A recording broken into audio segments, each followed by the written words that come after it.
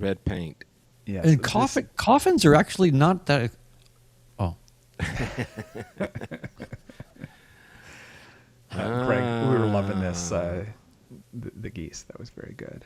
Yeah. Yeah, the geese was good. To the The west. paint is kind of an old one, Greg. We got to keep it fresh, brother. Hello from the gateway to the West Bravo. Are you at the lonely airport that's near the city?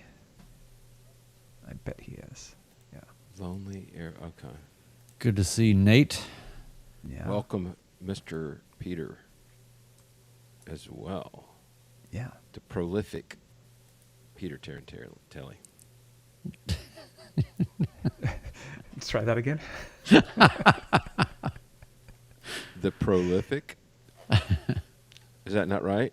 No, that was fine. It was the Tarantelli that you fell over. Oh, Tarantelli. Okay. There's a couple extra tellies in there. Yeah. Yeah. Oh, he's at the big airport. Yeah. Nice. Nate don't play in the small airports anymore. You know, he's a big time. Well, air I mean, that driver. place is big, but it's just not the commercial one. It's not the What's- canonical airport. Yeah. What is the Lear short field technique? Make sure that it has 5,000 feet. Pray. Yeah.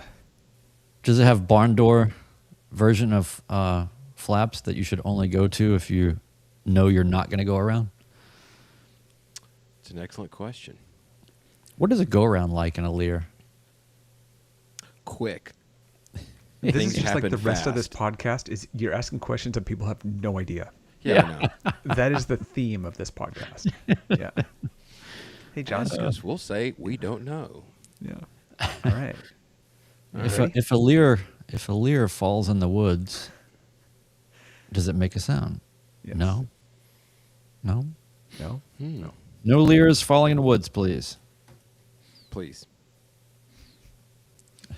Are we starting? Yeah. Yeah, let's do it.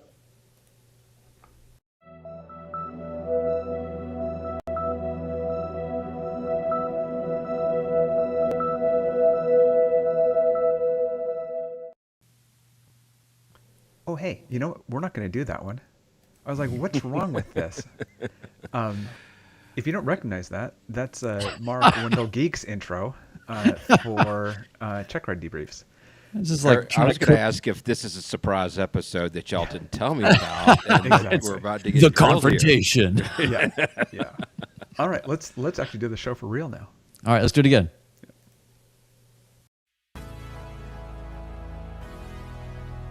Welcome to the Midlife Pilot Podcast. What is it like to become a pilot in midlife?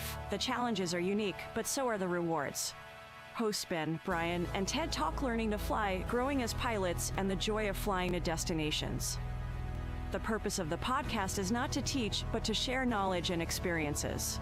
You definitely should not take any advice too seriously from an aviation podcast that uses terms like icing on the vegetables. Okay, checklists are complete. Let's get the show started.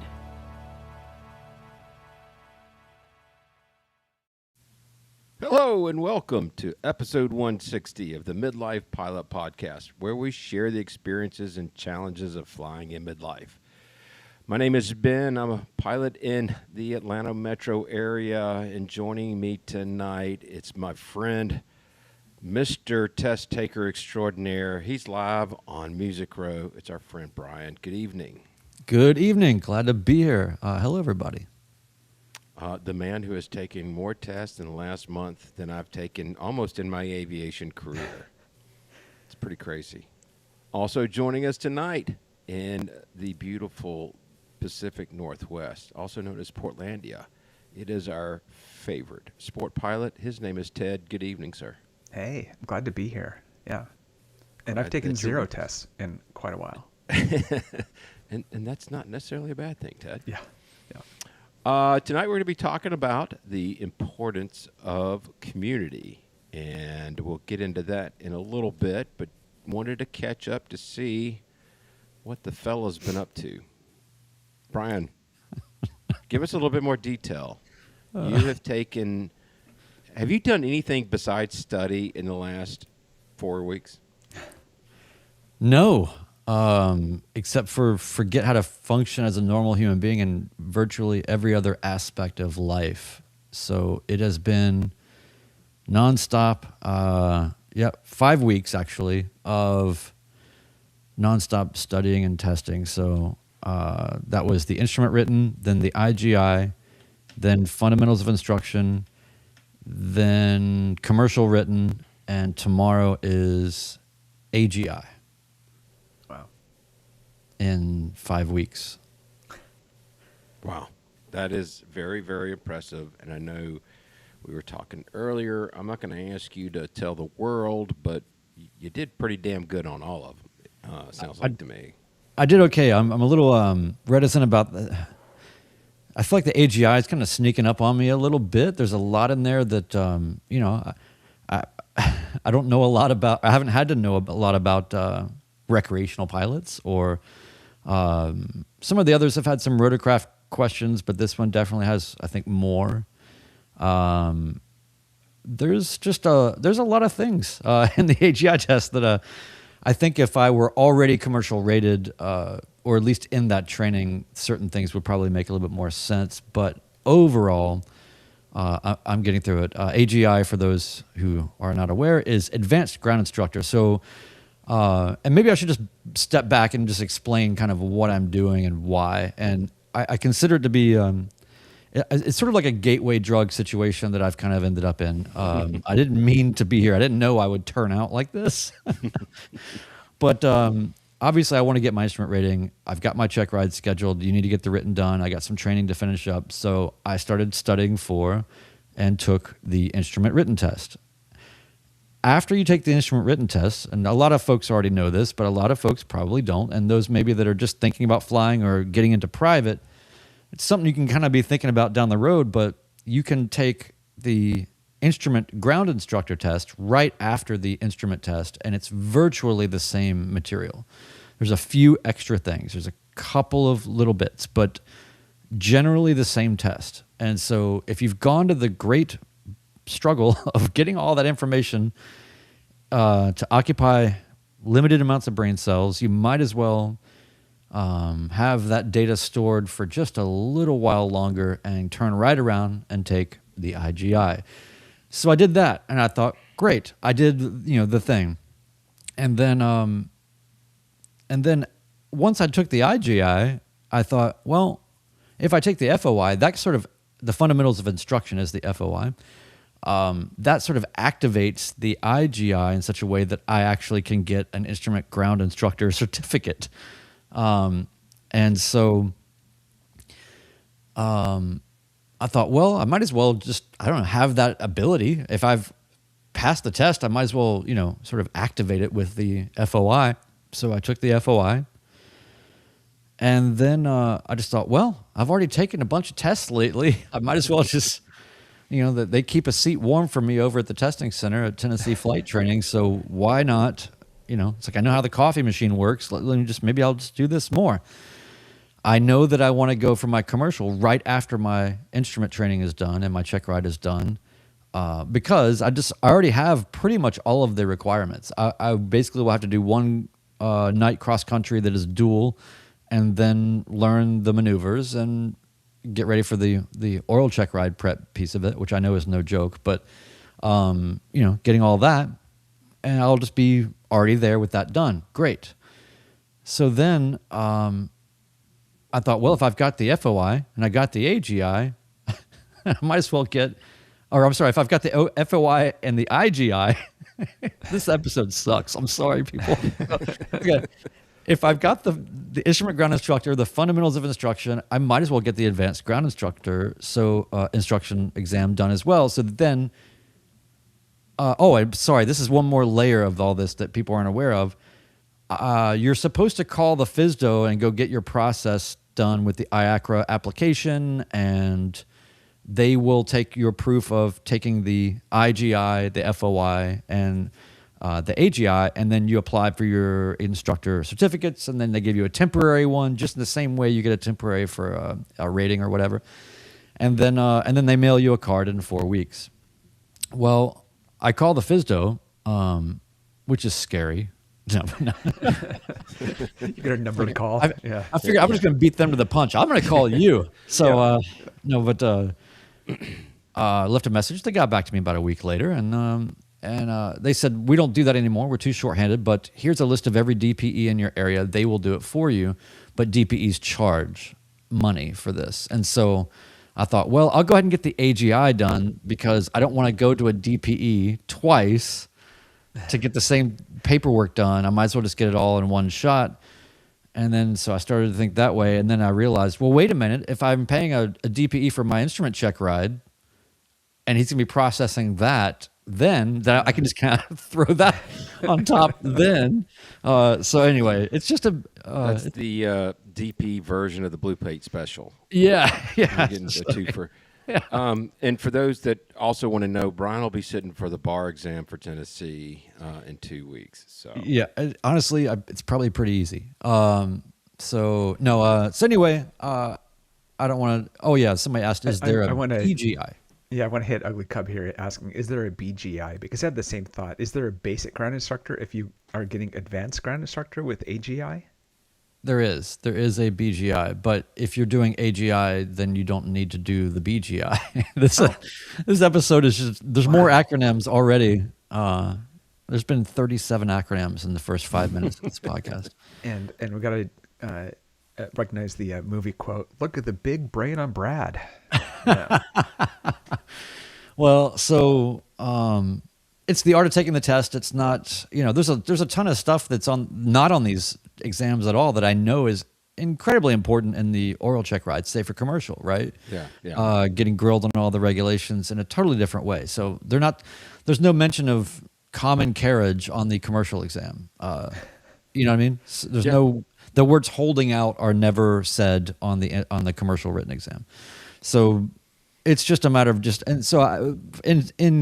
in finality, I'll just say it's like once you're in the pool, you might as well just stay in there and get all these things done. It's so much harder to get out and then reacclimate to the modality of studying and taking the test and all of that. So I think I told you this earlier this week, Ben, but I'm basically sitting in front of a giant plate of cold raw broccoli, and I'm just shoving it in my face, eating it and trying to smile and laugh, sort of while I do it. This is awful. And I would say if you don't like taking tests, then do as many as you can. Try to look down the track of what you want to accomplish and just go ahead and get them all done. So anyway, it's been cool though. I've definitely learned some things, and I'll probably forget a lot of things too. Well, that was a lot. I mean, but it's also very impressive. I am about to jump into another learning pool here, hopefully in the near future. So I'll need to find my background music playlist. Maybe you can give me a few suggestions. But yeah, Ted, what have you been up to, sir? Man, I had almost as much fun. I was out working on the plane this week, so buttoned it back up. I had it opened up to do what's it called? Pictures of the cylinders, borescopes. And so buttoned it all back up, and I had my Dynon panel that came back, and I was just kind of putting it back in, getting everything perfect, and had quite the experience actually with realizing that the problem aren't the tiny bolts that hold the Dynon panel on that are stripped out. The problem is actually that I'm using very low-end T-handle wrenches, and that's why there's a size in between the two that doesn't exist, but it was just because they made the wrenches all in the wrong sizes. So I was really struggling with these bolts that are between 2 and 2.5 millimeter heads, and once I discovered that was the problem and used better bits, it was like, oh, this all goes back together. It's really nice. So did that, took the plane outside. It wasn't running quite right. I'm like, I know what this is, because this happens after working on the spark plugs, and just needed to see what cylinder was a little bit cooler than the others, and then just reseat the spark plug or spark plug boot. So, and drag it back into the hangar to decowl it, reseat the boot, then drag it back out into the rain again to test it. It's like, oh man, am I really doing this out in the rain? So, yeah, nice, fun fun projects to be working on. But it's nice to like check things off that I've needed to get done. Yeah.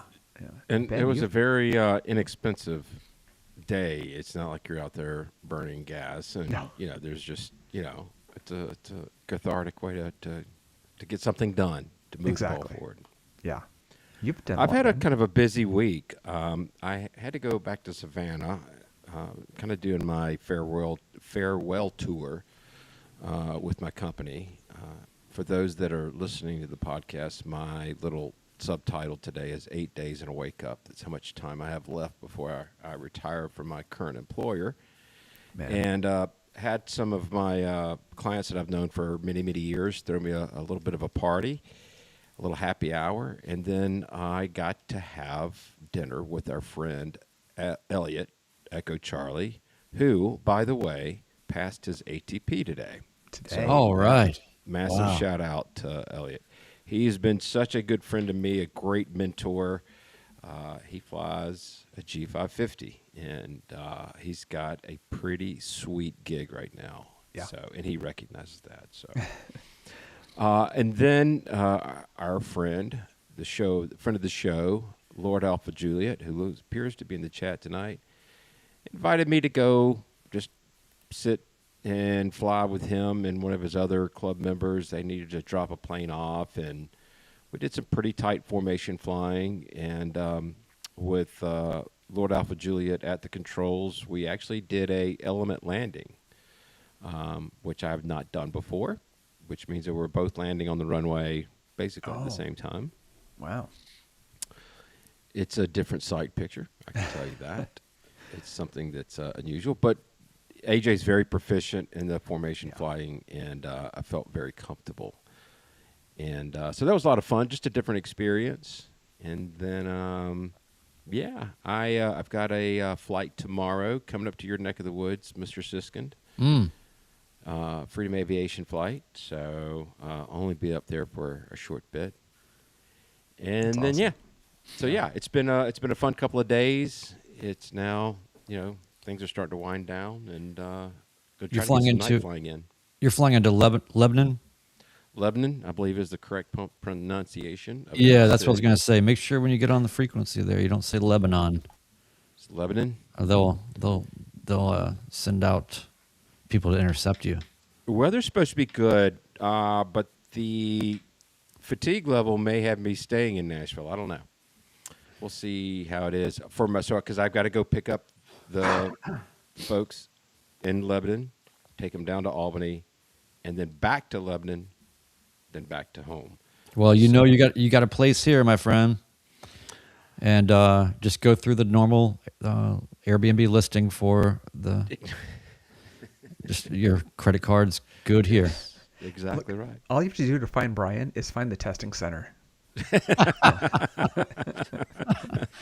I am here to see Mr. Siskind. Oh, yeah, he's in the middle of a test. Give him a few minutes. He'll be done. Exactly. I really am running out of tests. Yeah.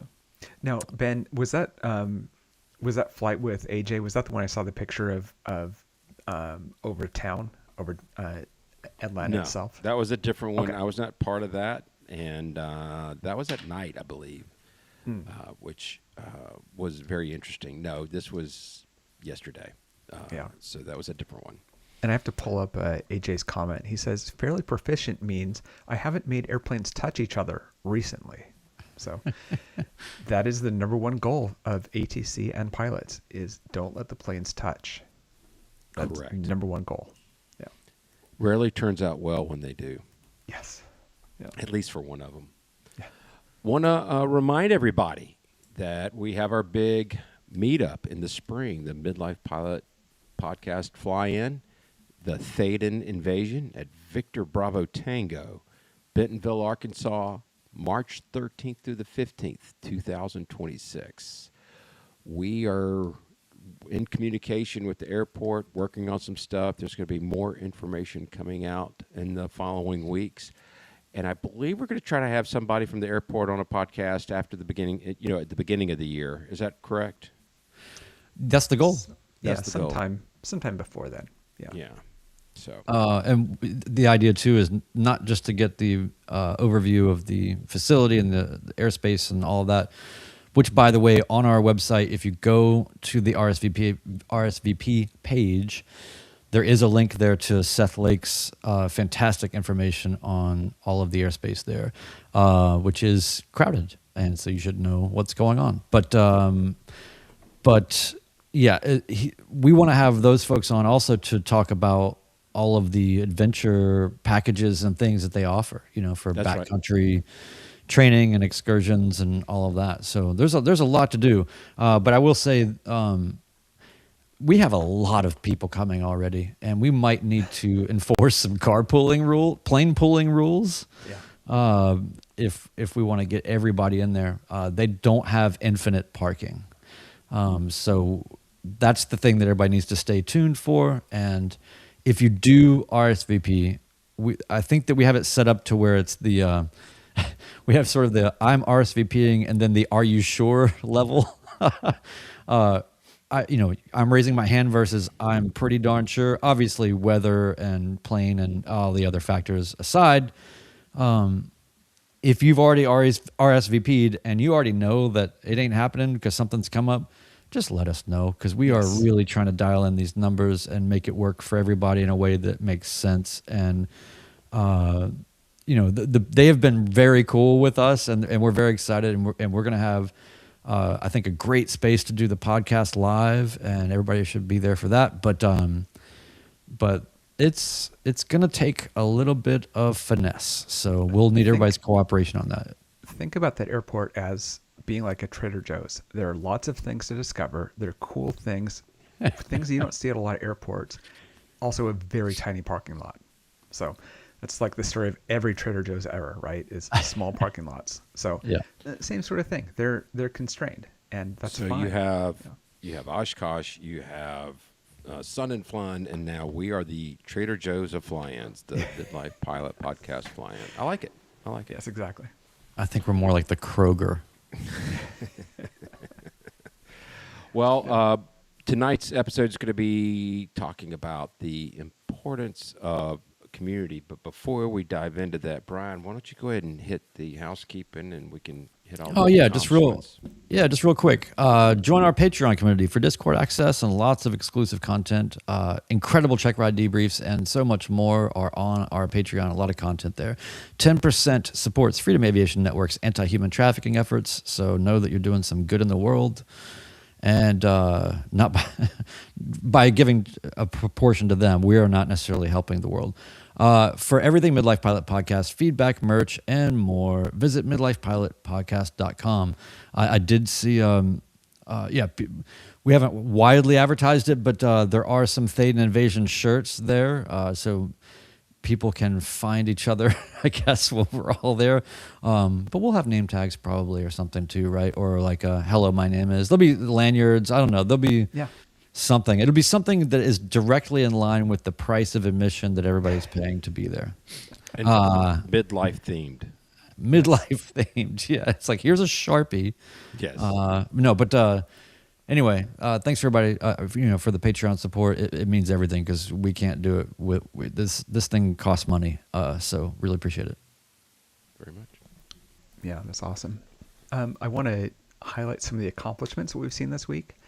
You never know from one week to the next what's going to go on, and I think this time of year it gets a little bit quieter, but there's always some cool things in there.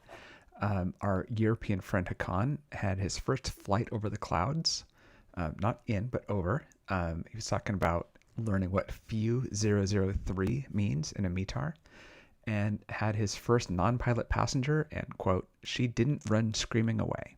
That's a wild success. Victory. When there's no... she may have run away, or she might have been screaming, but not both. Gary, our friend Gary from Colorado, had his second dual cross country. Lots of wind on his dual cross country, but not nearly as much as his home airport had last week, where it hit 70 knots of wind, and they evacuated the tower, and it was quite the adventure. So he wasn't flying in that, thankfully. Alex, our friend up in Canada, is checked off for solo flight. That's always awesome. Yeah. I was looking up the airport that he was sharing a picture of, and I noticed that the nearest business to it is a Tim Hortons. So definitely that's in Canada. It's either that or the other one is A&W. Things that Oh, are yeah. like very Canadian for some reason. And then shout out to Keith C. In Arkansas, who shared a bunch of pictures in our Vids and Pics channel. Yeah, with the Just awesome Technum. yeah, with this Technum, and it's just beautiful blue sky. It looks so great. So I was really happy to see the photos from him. And I appreciate the fact that you appreciate that, because I know where you are. There hasn't been a lot of blue skies lately, has there? It brings We you had back some home this- maybe a little bit. We had some this morning, and then it went Oh, away. good. Yeah. Yeah. So But a little Yeah. bit helps. exactly. Yeah. So tonight we're framing this up around how important being a part of a community, whether it's ours or anybody else, somebody you have even a small circle of friends, how important it is. And it's also kind of a follow-up to last week's episode where I detailed my flight from Ohio to Georgia, where we encountered some icing. And the day, Brian, you published this thing pretty early in the morning, if I'm not mistaken. Is that right? Yeah, they usually go at about 6 a.m. on Tuesday. Not that that's Yeah. happening tomorrow, but typically. No, but typically. But by about 9:30, I got a really long text from somebody who I have a significant amount of respect for. And the tone of the text was really a strong punch in the nose. And it really shook me pretty hard. It's something, though, that I needed to hear. And again, as I said at the last episode, we're creating this for people to listen to, and we're opening ourselves up to be judged one way or the other. And I fully expect that. And we've gotten quite a bit of feedback, not a lot, but we've gotten some. And all of it has been very respectful. But this person that I'm friends with basically laid it on me. And he was right in most regards, in that I spent most of that podcast explaining or justifying why I did what I did. And when you have to justify something over and over and over again, basically maybe you didn't do it right. Maybe you did screw up. And what I did was actually the very definition of normalization of deviance. And, it's not easy for me to admit this out loud, but if I'm looking in the mirror, which is what I typically do when something goes wrong, I'm the one that has a direct connection into trying to make it right. And that, you know what?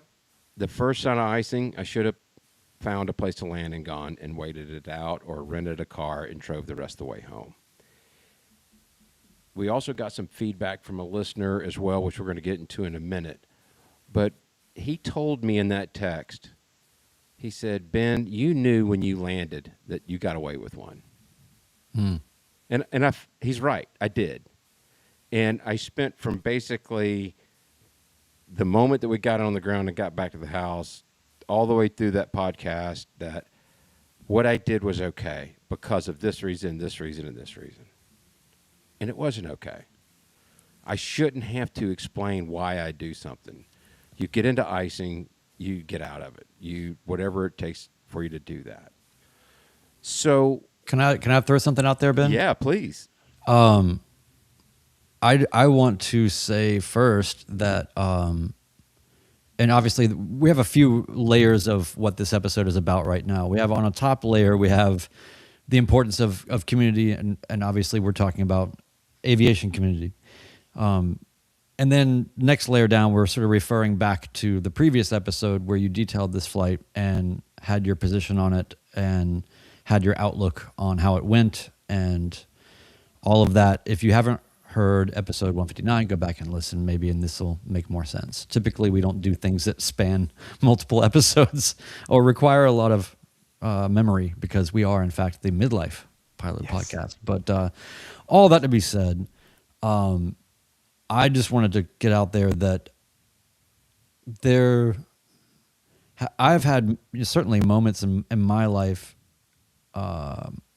outside of aviation, right? And we all have, where when someone that you really, really respect and that you know has the right and the position and the regard to speak to you about, to confront you about something, there's a way that cuts that is so much deeper than just random person on an internet comment saying things. Even if they're saying materially the same message, there's something that just really, really cuts. There's some sort of proportionality between the level of respect and appreciation you have for that person and how deep it basically hurts. Yes. And so I just wanted to say first and foremost that while you did say this is a person that you very much respect, I really wanted to make sure that it's highlighted here how this is not just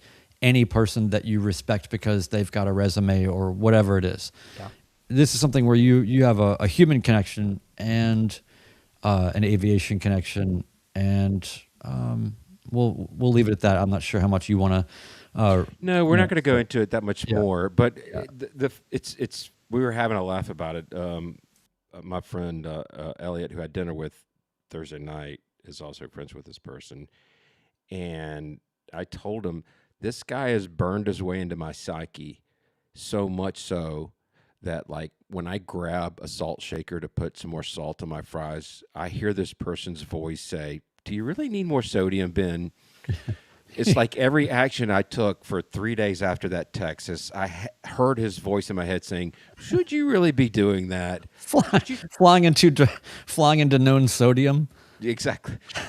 Do you really need to take the interstate? Maybe the secondary roads will be a little bit better for you. So, it's and we had a laugh about it. Here's the bottom line. I do feel like I'm going to come away from this a better pilot. And it's because of our community. Yeah. And it doesn't matter that I'm coming up on 1,300 hours or if you have 13 hours. That having a group of people that will sit there and say, what you did was dumb, don't do that again, because the next time might not get away with it. And that is the very definition of normalization of deviance.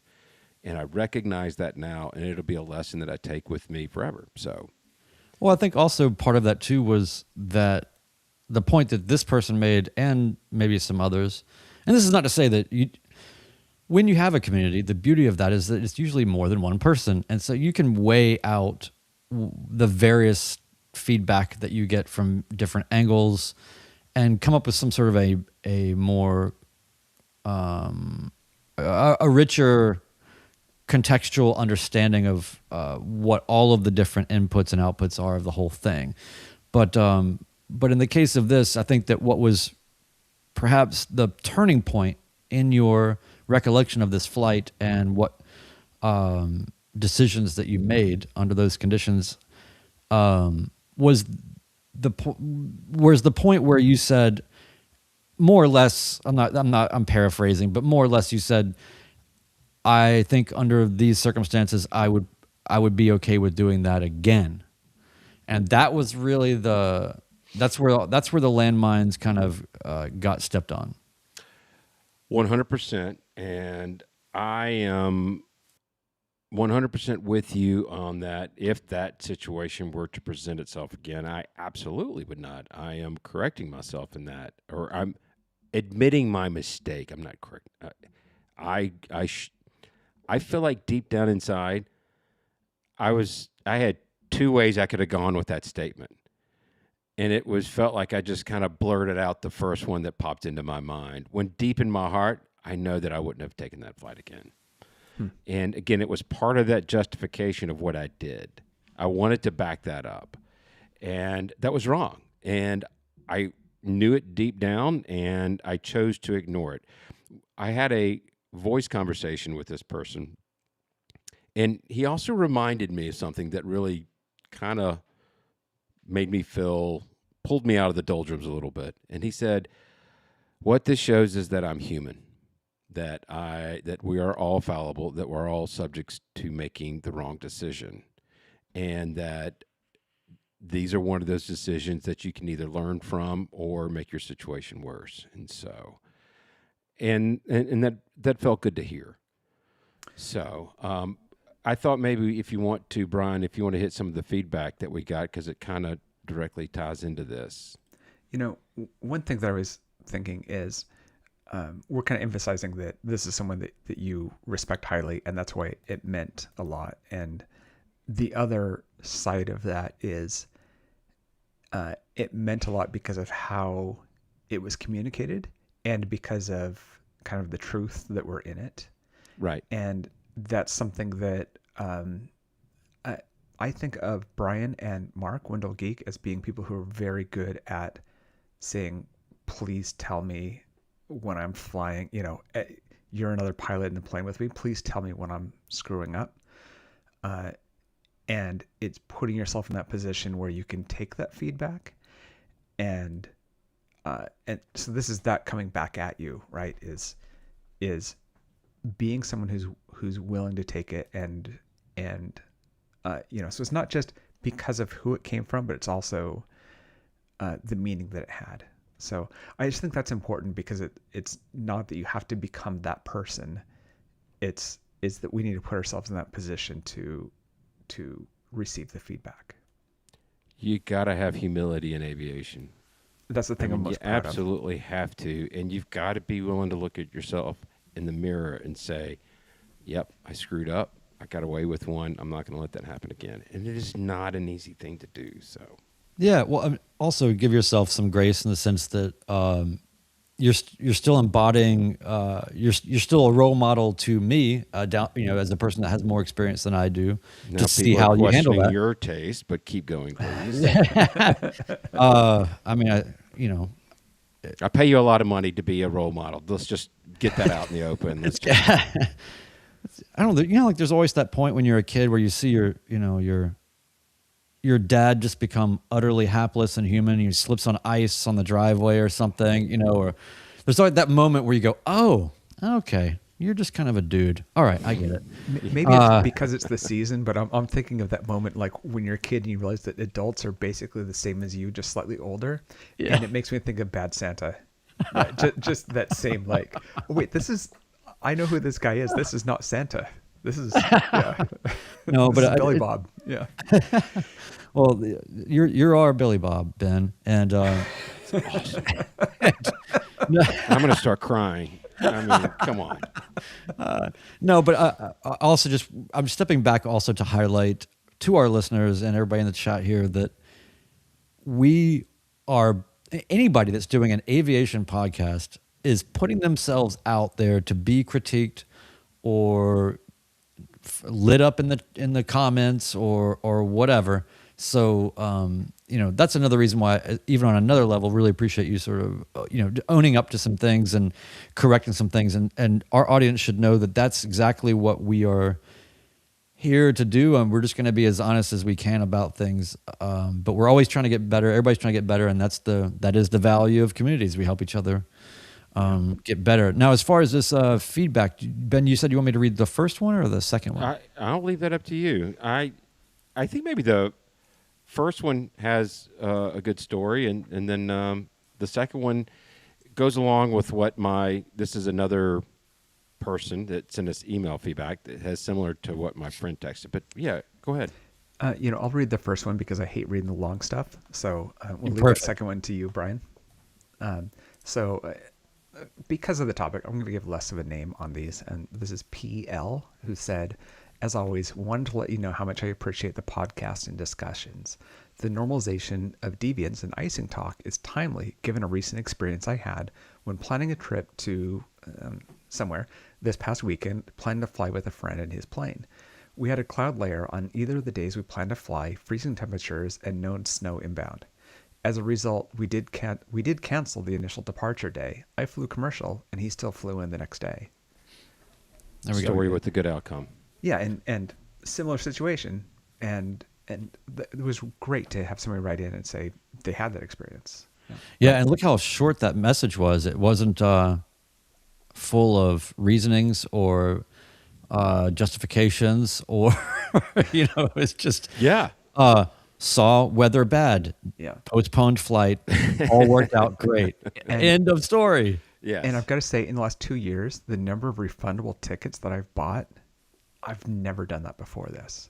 And you realize the value of refundable tickets. I've literally canceled them with the autopilot on in flight. Yeah. Yeah. So, yeah. All right. And the next from, we'll call this person CH. Charlie Hotel. All right.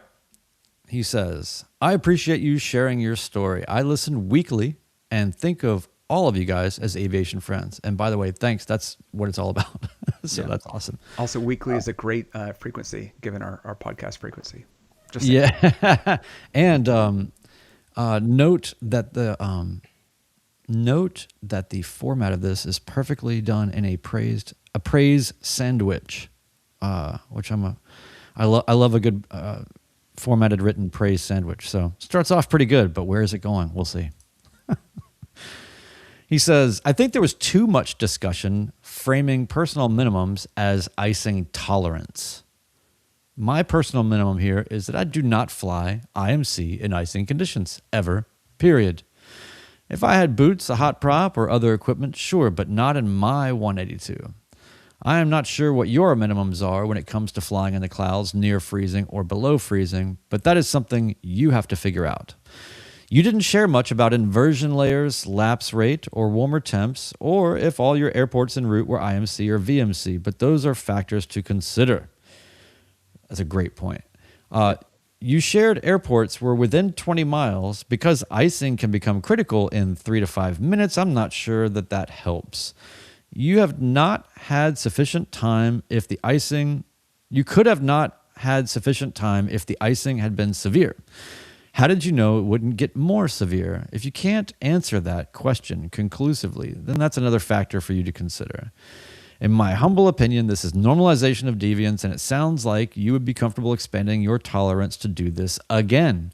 I'd be remiss if I didn't share this. It's something I would not do. I fly regularly and regularly push my personal minimums, so I get it, but never when it comes to icing. So, Ben, obviously you've preempted a lot of this with your response already, but anything else on that? No, I did, and we had a very good back and forth. Again, one of the great things about this specific community is there's a very high level of respect throughout the entire community, and I absolutely love that. And we don't really have a lot of tolerance when people get disrespectful, so we keep a close eye on that. But Yeah. you know, my response to him is that the freezing level at my departure airport was 7,000 feet, and it was going higher the further we got south.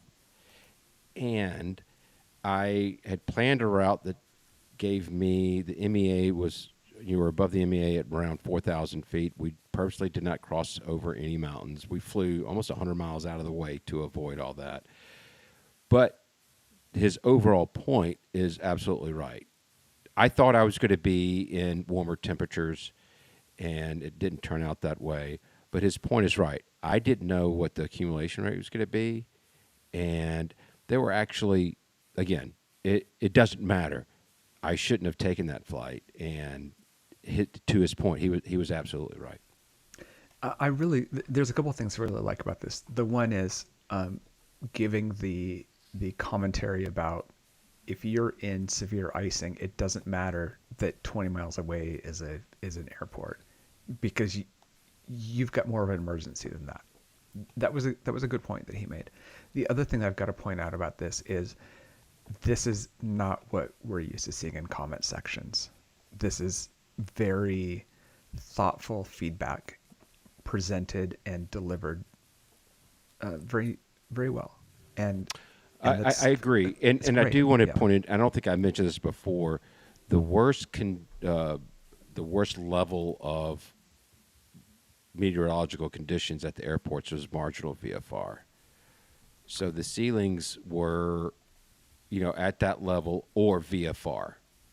So we were flying into better weather, and so I did not mention that earlier, and that was one of the big points that I wanted to make sure that when I was doing my flight planning. Well, and you talked to a weather briefer. I mean, this is not did. just you taking a shot, and not getting other input or insights. So, I mean, if anything, it's just healthy for people to understand that you use all the resources that you have and then some, and you still could come out on the wrong side of all of these things. So it's important to just, while it's great to have mentors or services or things you can go to get helpful insights as to whether it's a go, no go, it's up to you, pilot in command. And there's going to be a lot of texture and context and more subtle dynamics to the entire equation that you are the only one that you can do the calculus to put all that together. So just keep that in mind. Most definitely. Friend of the show who has been on many times and the leader of our flight debrief, which I thought he was going to be appearing out of nowhere based on Ted's initial intro. Wendell Geek says, the question I have is this. What is the difference between pushing personal minimums and normalization of deviance? It seems like it's a very thin line. And what I would say to that, I would describe it's just a very slippery slope. And the one takeaway from this experience, as pointed out to my friends, just because you think you have outs may not mean that you actually have outs. So, what do y'all think? Well, okay. I am not a CFI, Yeah. but I have taken a few written tests. The thing that gets you out of normalization of deviance, in my point of view, and you can take this for what it's worth, I'm not a CFI. Did I say that already? I'm not a CFI. Process. And what is personal minimums? Personal minimums is the result, the codification, the resulting conclusions of a process. So all of these things to me are healed and understood by having a clear process. So normalization of deviance, in my point of view, at least in this one angle that I'm talking about it, is, so just say, for instance, you have your minimums are, say that I don't fly more than a 10 knot crosswind. And then you come in and you land in a 12 knot crosswind. Okay, cool. And then you land in a 13 knot crosswind. Cool. You're not consciously thinking about,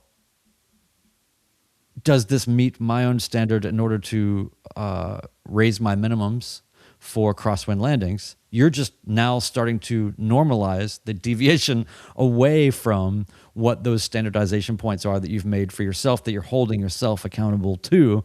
And before you know it, here you are now landing in 18 knot max demonstrated crosswinds. Yet you have still not even upgraded your kind of personal SOPs or your minimums to reflect what that is, so that then now you end up in a situation where you're traveling, you've got family in the plane, you really want to get to the beach, and it's an 18 knot crosswind, and you've slow crept that deviance of your own monitoring of your own crosswind performance to where now you're gonna go after that. So I think that process ultimately is the key to the pathway through both of those things. But Geek is really asking what's the difference. I mean, I think that one is sort of a componentry or a subset of another.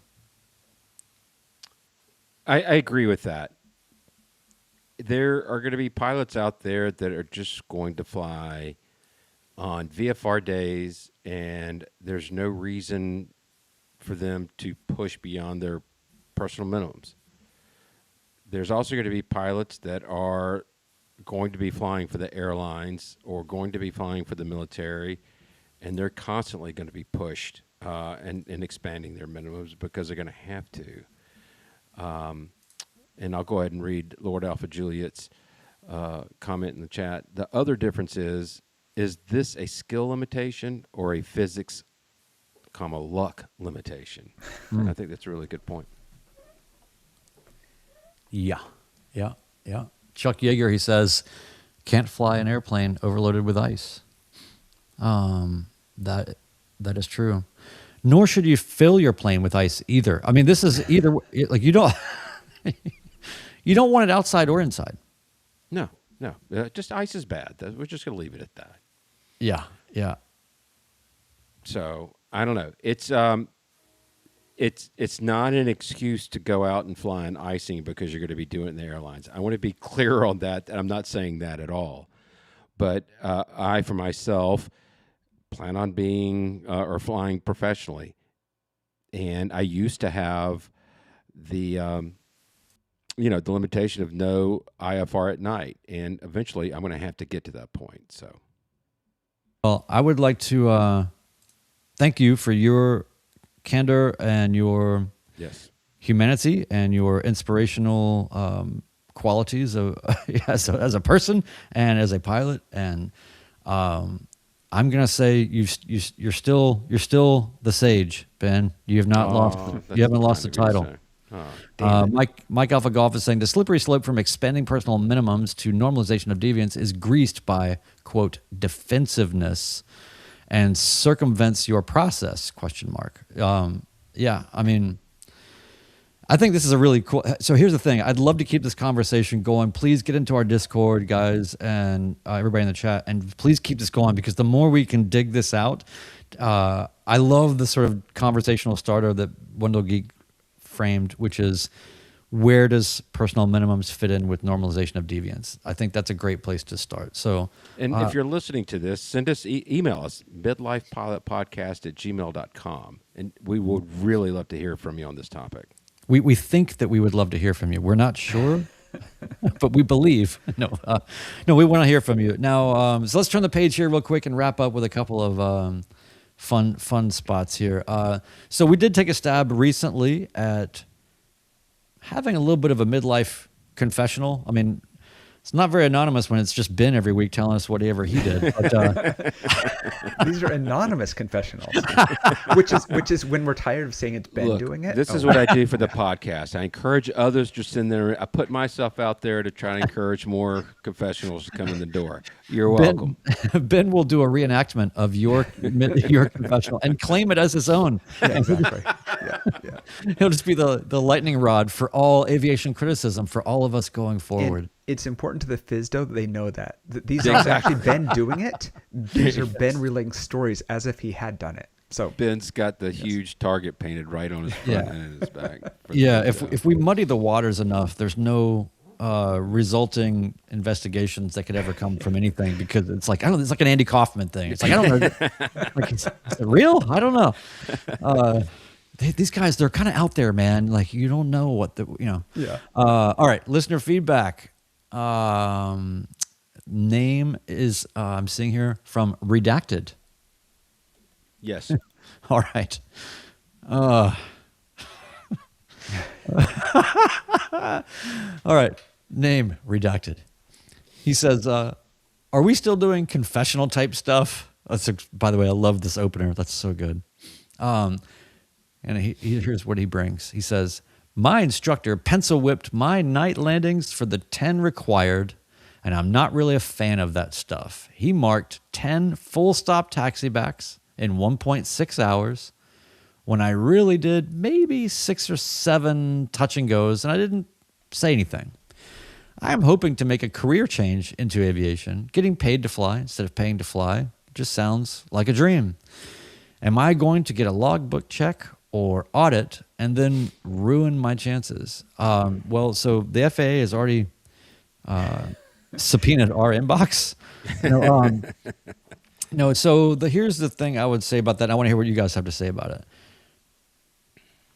I do understand that there is a small amount of wiggle room or governance that instructors or people may use when it comes to logging. And I understand that there is also some aspects of creative logging that is going on. I can't say that I approve of that. I can't say that you should. I can't say that it's probably more important if you're not a fan of night landings to figure out how to become a fan of night landings, because They are pretty awesome, but I can totally understand the reticence. And instructors are always, I believe, on a bit of a balancing beam between how do I keep my students' confidence growing and moving forward versus holding them back in ways that maybe might more broadly be reductive to them. That's for somebody else just to say or whatever. So my official answer is going to be that. And then, Ben, I want you to speak to the part about if you are a person that's looking to go professional and get paid to fly, and you're asking this question, what do you think about that? First of all, I do want to say it's these small things in my life that would keep me up throughout the night, worrying about those extra 3 or 4 night landings that I didn't do. And it's just because you're not being honest with yourself, and that's where I lose sleep. The fact of the matter is, if you're going to make a career change, you're going to get proficient at night landing. Whether they pencil whip you into 10 and you didn't do it, you're going to need to get a job. What I'm seeing in the marketplace right now is they want to see 100 hours a night. And guess what? You're going to get a lot more landings than 10 when you're doing that. So from a practical standpoint, it's kind of an arbitrary number that they've come out with, or maybe not arbitrary, but they said, okay, for your private, you need 10 landings at night. Okay. And if that's as far as you're going to go as your private pilot license, then, that's one thing. But you'll get your 10 landings, you'll get proficient at it, and it's going to be something that you're going to have to get used to. But that's how I feel. It's still important, though, for me. You need 10 landings, go get 10 landings.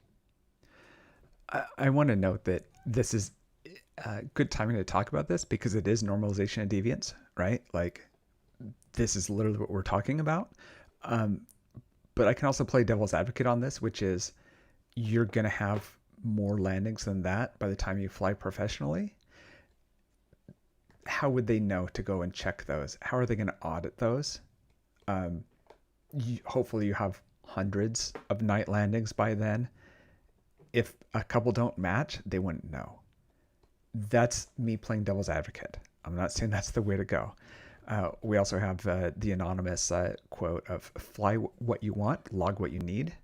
But I want to hit some of the other comments on there too. Ugly Cub makes a good point, which is just go out and land those 10. Just do 10 full stop taxi backs. You don't have to log those. Fly them. You'll know. So, yeah. Also, can I make one quick point? Things that are requirements for a reason. And sometimes it's not clear to you when you are a new training pilot, or, you may not really understand why there are these particulars around some of these requirements. And so I just want to say also that while I can appreciate that touch and goes certainly save time and gas, two things. One, when I look back to my instruction time with my instructor learning, my first night flight or whatever, or maybe we did a couple, I guess. And then, he would have us do stop and goes. In retrospect, I'm thinking I would not do that. You're giving up all this runway in a time where it's all you've really got. Why would you? I don't know. There's a fine line between time savings and learning what you need to know. And the thing that you're missing when you're doing touch and goes and cutting the corner on this requirement to not do full stop taxi bags is you are missing the experience of taxiing and locating in the dark and understanding signage and markings and how things look and how sometimes at night it's very hard to see that things, that there's a bend here, or sometimes there's things marking the edge of the pavement and sometimes there's not, or I don't know. So you just need to be in an airport environment taxiing around. And if minimally you could just do that, then it would be amazing. So that's the only thing I think it's not about just getting the count of the landings. So I just wanted to put that out there. Our friend Mike Alpha Golf says BS2 sounds like a real instructor. No. Legit. And that's what 6 weeks of studying in your books. That's what you get. I mean, come on. Look, he's pencil whipped his way to instructor. That's exactly right. I agree with what you're saying. It's the practical experience of doing it. That's why they have it in there. You know, I would go get another instructor and say, let's go knock out a few more night landings. You don't have to tell them anything about the previous instructor. Just go out there. You've got the black hole effect. You've got that inky well that you need to start getting that sight picture built for those night landings. So that's the point behind it. I want to thank you for sending that confessional, Mr. Redacted, and please, if you guys want to keep it going, send more in, and we'll kick these things around. I love it because there's just so many things that are just under the surface that questions you don't really feel like you can ask in a public forum. In that way, we will be very discreet with our handling of your email. Ted. Another way to look at that is the chances that this person will make it to 1,000 or 1,500 hours, and that's the only thing that has been pencil whipped in their logbook. If that's it, nobody would know, right?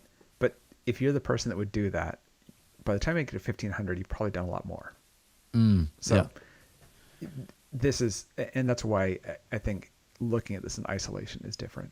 Yeah, and you're going to get to a point if you're being paid to fly, you're going to get to a point where you're only logging for your own currency. You're not, So, all right, Ted, do you want to do the? We have a fantastic review, and we want to remind people that you can go to Apple Podcasts and leave us a 5-star review and write some things, and then if they're vaguely kind, we'll read them. Yeah, so I'm going to read this one. Mike Alpha Golf left a review, and that's great. And Mike Alpha Golf will have a instrument check ride debrief coming out in a couple of weeks, and it is fantastic. I finally got a chance to watch it, and it was great. It's outrageous. It's so good. Yeah. Title Superfan, 5 stars, of course. I'm a midlife GA pilot and super fan of the show. In short, it's a podcast where your internet pilot buddies are somehow both extremely wise and definitely unsupervised. For me, it's essential listening.